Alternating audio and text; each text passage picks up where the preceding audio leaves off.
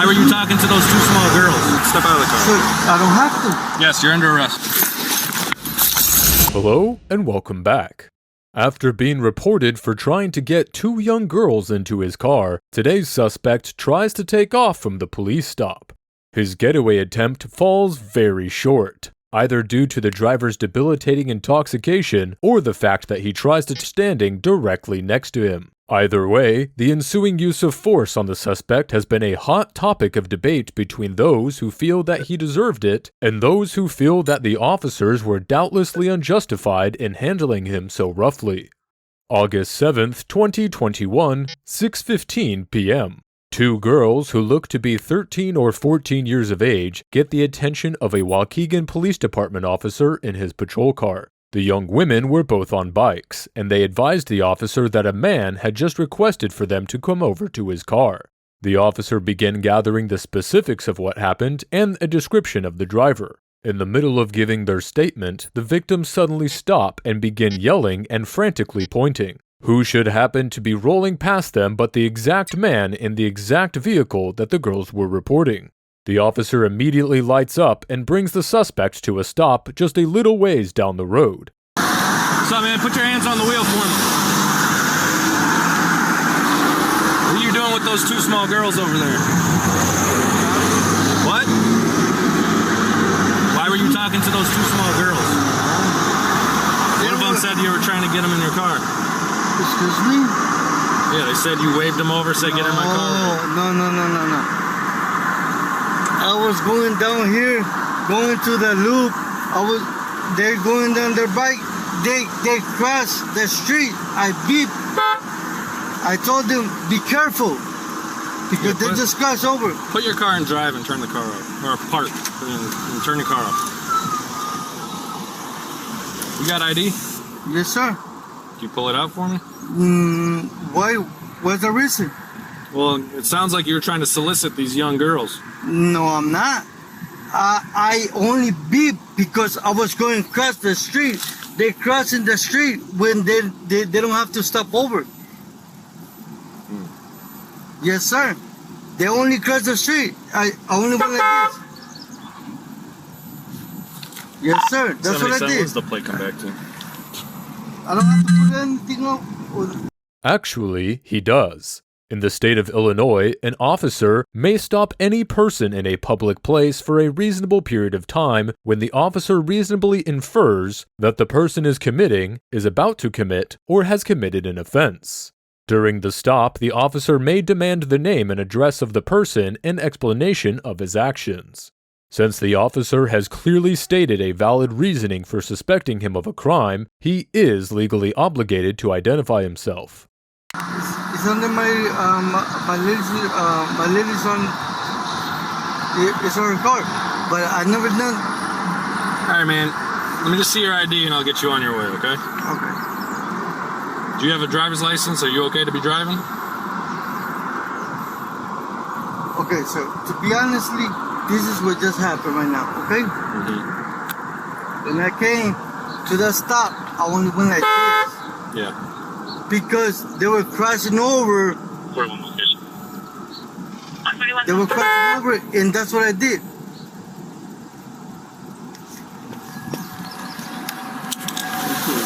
Sorry. Stay put right there. Hey, go back. There was like a white girl and African-American girl on bikes over there. Over there? Yeah, they waved me down. Like, hey, this guy was trying to get in their car. So you can go find me. Okay. They were at Greenwood and Pershing. They might have rode this way. The driver changes his mind after the officer informs him that he's going to let him go soon. This may or may not be true, of course, depending on if the suspect has any warrants or if there are any issues with his license or the vehicle. In this particular situation, though, the officer still might not be able to release him, seeing as he is exhibiting telltale signs of impairment. The driver's slurred and impeded speech, as well as his difficulty forming complete thoughts, indicate that he might be under the influence of drugs or alcohol. He notably drops his ID, which, if not done on purpose, suggests a remarkable lack of physical coordination as well. You live in Waukegan? Yes, sir. have the Tennessee number tonight. So what exactly happened? You saw these girls and they were in the road, or what? Yes, and I beat, and I told them to move out the way because they were coming on the bicycle, and that's And where was that at? like The road you came from? yes, sir, like under the bridge. Did you say anything to them? No, sir. Sir, I know. I understand. So what'd you say to them? The only thing I only beeped to them because they were crossing the road. I never say anything to them, sir. I swear to God. I never look. I mean, I didn't stop you for no reason. You obviously saw me talking to them, and you saw them point at you. Because when I was crossing, You think they were just making stuff up? Oh, you're saying they didn't say nothing. No. I didn't say that. I did not say that. Okay, so what'd you say to them then? Because you obviously said something to them because they told me that. No, you making me tell. Am I under arrest? Well, you have a revoked license, so you're driving without a license right now. So I could put you under arrest. Okay, sir. So I'm sorry. I didn't say anything. I swear to God. I only beep because I was coming through. I beep because I didn't want to hit them. Okay. 141. That's all I said. I swear to God. That's all the thing I only did, man. I stay over here around the corner, sir. 41, I'll be out with 2 minors in Bowen Park related to Stingy Step. Sir, I swear to God. That's what I did, man. Well, the other officer is talking to the girls. We're gonna figure this out, okay? You're not like a sex offender. You don't register as a sex offender or anything like that, right? I know it's a tough question to ask and answer, but you know when 2 small girls come to a police officer say, "Hey, some guy was trying to get me in their car," you know what I'm saying? I got minors. What? What you said. Get into the... Oh, man. No. You're getting me confused, man. No. Do whatever you want to do. Do whatever you have to do. You just you get their information for me, please. I'm not that type of person. Parent contacts us. All right, just sit tight for me. I'll be right back. While there's no hard evidence that proves that the interaction between the suspect and the victims happened the way they said it did, the officer does bring up an excellent point. The 2 girls have nothing to gain from making up a lie about a complete stranger. Moreover, the fact that the victims gave an accurate description of the driver, then were able to immediately point him out when he unexpectedly drove past them again, suggests that they certainly didn't imagine the interaction. The officer goes back to his patrol car to run the suspect's information. He comes back as 34-year-old Edert Callejas. It's then that he learns that Mr. Edert's license is revoked. Hey, sir. So I just made a stop, right? I was at Greenwood and Pershing, and there's like 2 minors, like these 2 females, waved me down, say, "Hey, this Hispanic guy in a gray Dodge, like waved us down," and like the one girl's like, "Oh, he's trying to get me to like come to his car, get in his car," and then like as they were telling me that, like the car pulls in, they're like, "Oh, that's him. So I pull an investigative stop, and he's got a revoked DL. I mean, it's just an investigative stop at that point. But I ran him, he comes back revoked. He doesn't have any like predatory hits, like registration type things.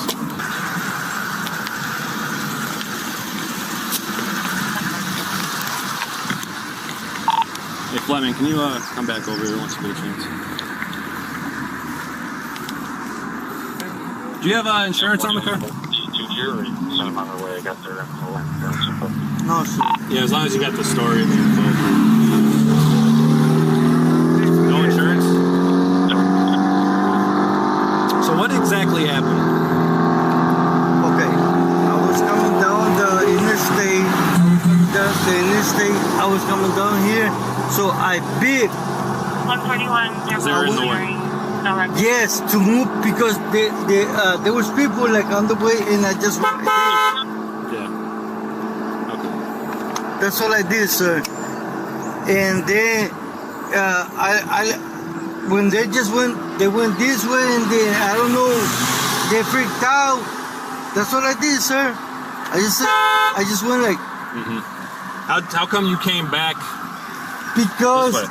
I'm coming down right here to look. I'm just talking to my friend right now. I don't got no gas. Look.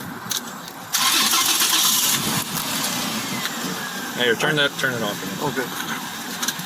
I need to get gas right here at the gas station. Well, there's a gas station here, but if you went down that way, why would you come back up this way? Yes, because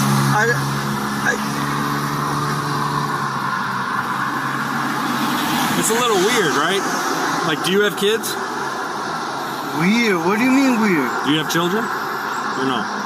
Sir, you go in different ways. Look, you get a camera, right? Yeah, I do. Okay, thank you. So, be careful what you're saying and be careful what you're telling me. So, what's going on? Mr. Eddert gets noticeably defensive at his actions being described as weird.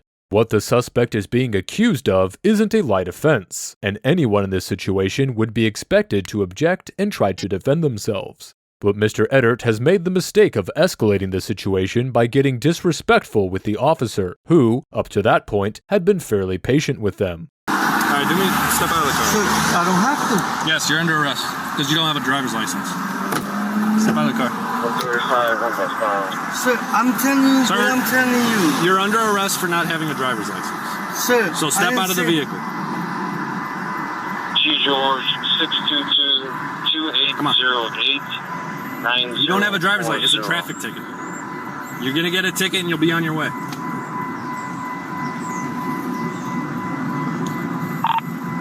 Fleming, sooner the better. It looks like Mr. Eddert had a spontaneous change of heart about complying with the officer. He seems to look around for something in the car, hesitates, then appears to make a move to lock his door before going to put the key back into the ignition right here. It's unclear why he would assume that the officer would let him start his car and drive away. But again, it could just be the influence of whatever substance he's on that's impairing his reasoning skills. No. Hey, hold on. No. Sir. Why are you doing this? Why are you doing this? Why are you doing this? Why? Why are you doing this? Hey! Fleming? Why are you... Sir! Put your hand on.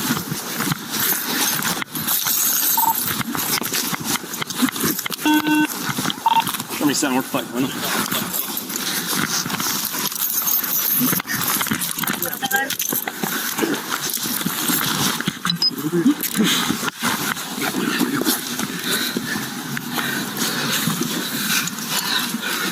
Roll over. Roll over!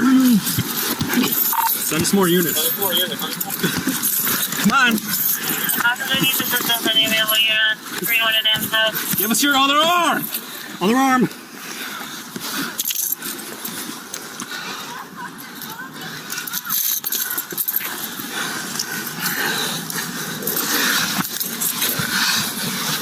Bite me, dude.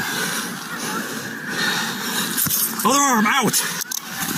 Now this is where the arrest admittedly becomes questionable. In Illinois and in most other states, an officer is justified in the use of any force which he reasonably believes, based on the totality of the circumstances, to be necessary to effect the arrest and to defend himself or another from bodily harm while making the arrest. The operative phrase here is force which he reasonably believes to be necessary. While officers have different methods of reaching the same result, it's outlined that officers are expected to apply only the amount of force that's absolutely needed to get the suspect in handcuffs. By definition, the officer's use of force here frankly comes off as both excessive and retaliatory in nature, and while the officer could technically argue that he was both trying to secure an arrest and defend himself against being bitten or grabbed, it's hard to fathom the practicality of beating an already prone suspect in the head and kneeing him in the back in order to get his other hand in the handcuff. The air police! Stand up. See how they kick my ass? Stand up.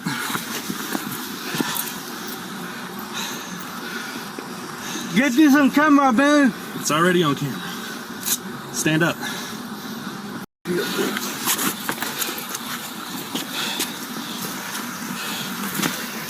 Well, you did this to me, man. I told you were under arrest several times. Toronto clears valid. 983 Darlingport. Whole traffic for the officer needs system. What charges though? Revoked license.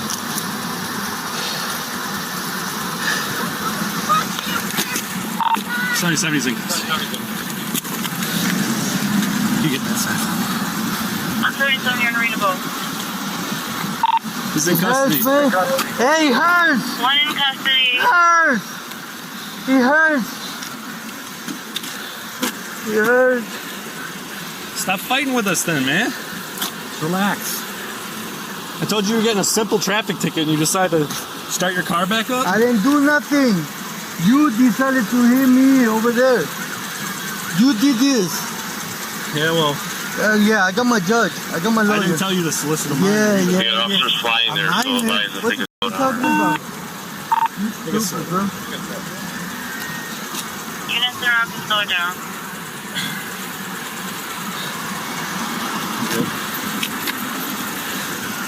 Yeah, Alright, can you take... man, this hurting, bro. Oh, this hurting, bro. This hurting, bro. cuffs? Here, stand Yeah, up straight and I'm bro. gonna loosen your cuffs. Stand up straight. 10-4.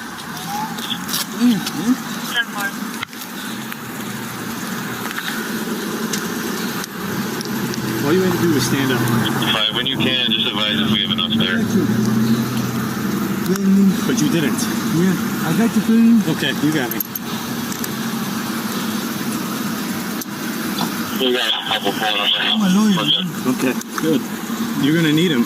Yeah, We're I asking will. a 14-year-old to get in your car. For who? Man, Step in the car.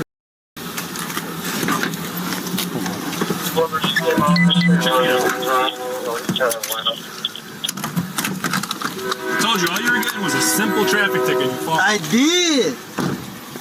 Mr. Eddert, having also refused to perform field sobriety tests or be examined by a paramedic, was transported directly to jail. The parents of the two victims agreed to press charges against him, which places 2 charges of disorderly conduct on top of 2 counts of driving under the influence, 2 counts of resisting arrest, driving without insurance, and driving on a revoked license.